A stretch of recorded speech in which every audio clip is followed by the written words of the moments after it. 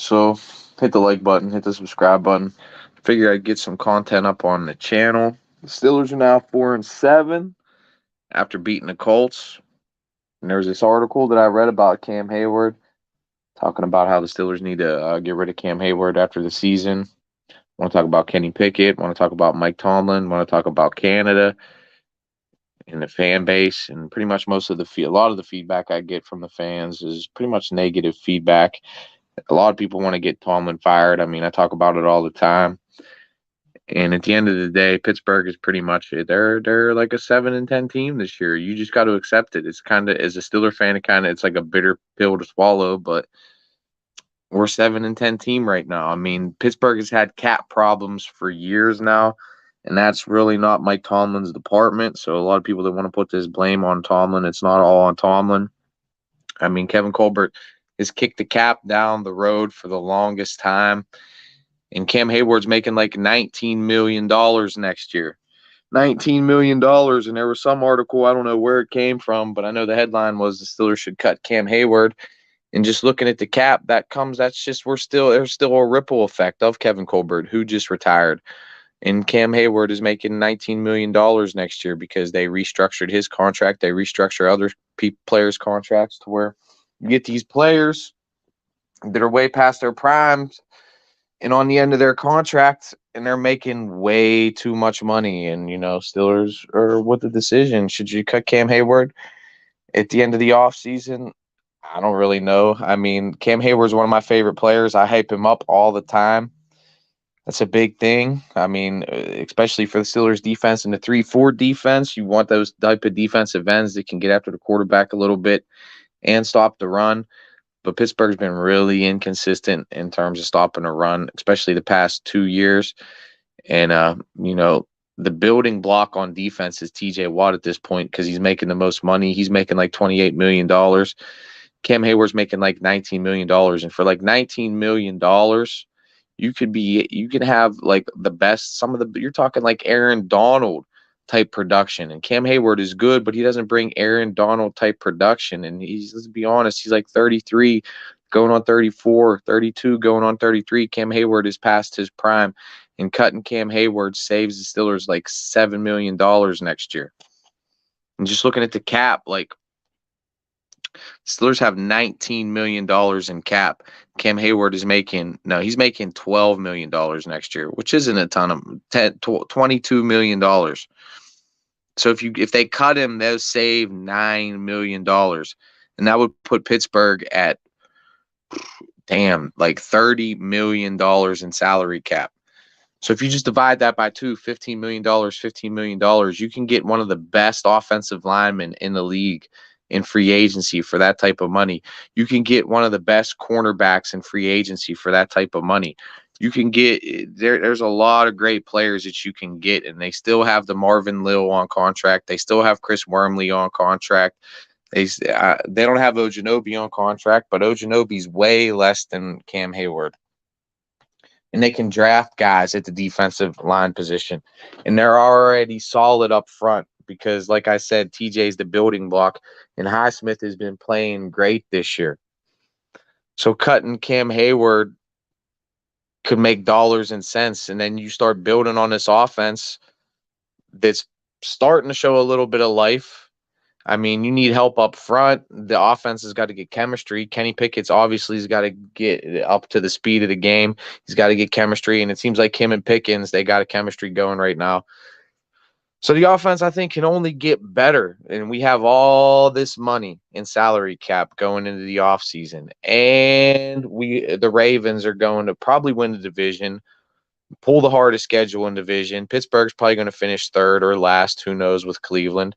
Cleveland's ahead of us right now, but we still got Cleveland on the schedule, so we could leapfrog Cleveland. We got Atlanta coming up. So those are 2 wins I could see Pittsburgh getting right there and going to 5-7. And Pittsburgh, honestly, that finishes this season out 7-10. Like I said, this is a 7-10 team with a lot of salary cap issues that's been going on from the front office, and it has nothing to do with Mike Tomlin. You got a new rookie quarterback. You got a new defensive coordinator. You got a second-year offensive coordinator. You got a young offensive line. a young running back, young tight end, young wide receivers, and you got pretty much your weapons on offense locked up. The Deontay is on contract next year. Najee is on contract next year. Pickens is on contract next year. The entire offensive line that we have is on contract next year, and they could still make moves in the offseason. They could cut Mason Cole and free up like $3 million in cap space. They can cut Adams and free up another $5 million in cap space. So that puts Pittsburgh at $40 million in cap space. And then they can go out there and sign one of the best offensive linemen in free agency and draft guys and have money that they can put towards the defense and towards, if they want talent on offense, one of the best wide receivers in the league.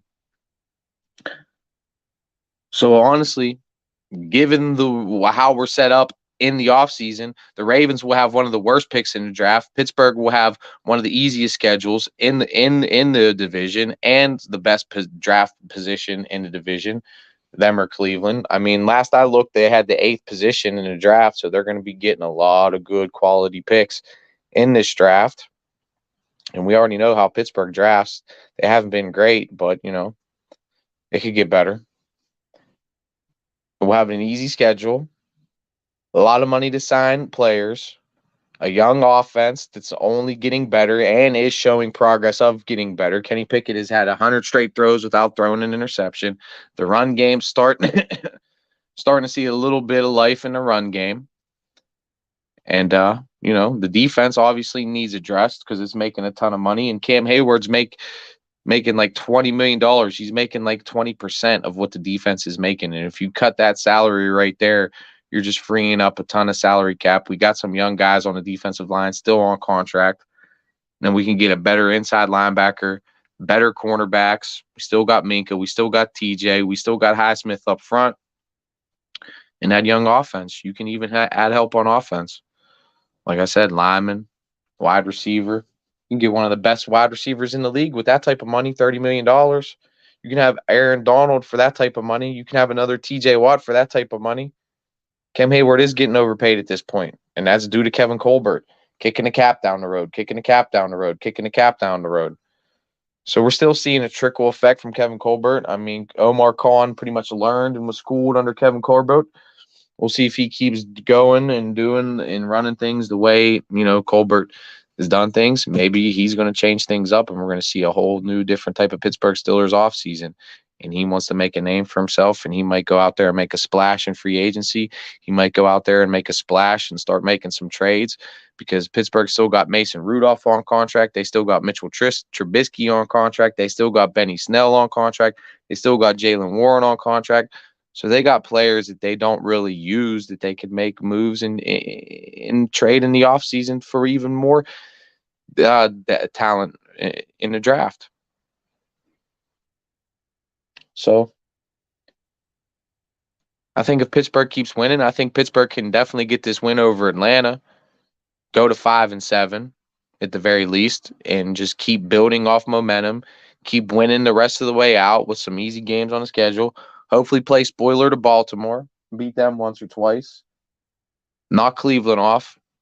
And even if we are picking, mid in the draft, it's still a decent draft pick, at least for Pittsburgh. And we still got all that money to fill in gaps.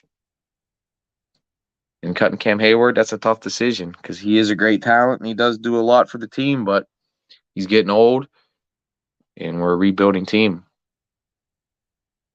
And we got TJ, we got Alex Highsmith, we got Minka Fitzpatrick. And we can add some better players at different positions we need help at. So I think the defensive line is pretty deep with young talent. They can only get better. So I just want to get a little stream up here. We'll let this shit run for 10 minutes. I mean, like I said, Tomlin's set up next season. The AFC North's going to be wide open. Not only that, I forgot to leave out the fact that Lamar Jackson, his contract's up. They built their whole entire offense around Lamar Jackson. Their whole team, their whole offense is built around Lamar Jackson. So Baltimore's going to have to deal with that. They're going to have to pay Lamar Jackson big money, and then they're going to lose talent somewhere because that's just how it is. The NFL is a business. Right now, the Steelers are just in a tough position business-wise. player-wise, talent-wise, coaching-wise. There's a lot of blame to go around. But to suggest that we should fire Mike Tomlin, especially if we finish, like I said, 7-10, we're a 7-10 team. That's kind of where we were supposed to finish, given our talent and given the situations that we went through this season with injuries and everything else. We weren't supposed to be the team. Cleveland was supposed to be the team. Cleveland's been a top 10 team to start off the season the past 5 years, and they've done nothing but disappoint. And Pittsburgh's done nothing but upset. So all the kicking the cat down, everything is just caught up to Pittsburgh to where we're at right now, a 7-10 team. But in the offseason, and if we keep winning, I think we have a lot of momentum to build off of to go into next year and have a really good season and get back on top of the AFC North where Pittsburgh belongs and where Pittsburgh always is, and that's just how it is. Pittsburgh's always there. Cincinnati had their little rabbit that they pulled out of their hat every 5 years. They got that. Baltimore got their, one out of their 2 out of every 5 years. And then Pittsburgh, they're going to get their 3. They'll get their 3. That's just how it is. Pittsburgh owns the AFC North, and that's how it always is and how it always will be. And I think we got a good future, honestly, with Najee Harris, Deontay, Pickens, Kenny Pickett. You got to get better up front. And add a little bit of talent on defense. I think at cornerback and inside linebacker. Find a few more defensive linemen and just get a lot of depth at the defensive line. And Pittsburgh will be all right. They'll be all right. They'll be right back in the thick of it next year. So I want to talk about this a little bit and get a little content up for the channel. Talk a little bit about the salary cap because there's a lot of players I could really go over and I can pull it up. I mean, there's so many players. Got 19. There's so many moves they can make to where they can have a ton of salary cap next offseason. Cut Mitchell Trubisky. That saves $2.5 million. Cut Mason Rudolph. That saves $1 million. So that's $5 million right there. Cut Gunnar Ovlosky. That saves $500,000 right there. Who else we got? I mean, they'll keep Kendrick Green, Kevin Dawson, and Dan Moore. We still got all them on contract, rookie contracts, very, very cheap rookie contracts. Some of these offensive linemen I don't think really have worked out too well. I mean, James Daniels been all right, I guess. We cut Mason Cole and get $3 million back. We can cut James Daniels. That's $8 million right there. You can take that $8 million and probably get a better offensive lineman than them two. And then draft a guy. And your offensive line set up. Just from making that move right there. There's so many other things you could do. Cam Sutton's on contract. Boswell's on contract. Miles Jack's on contract next year for the cheap.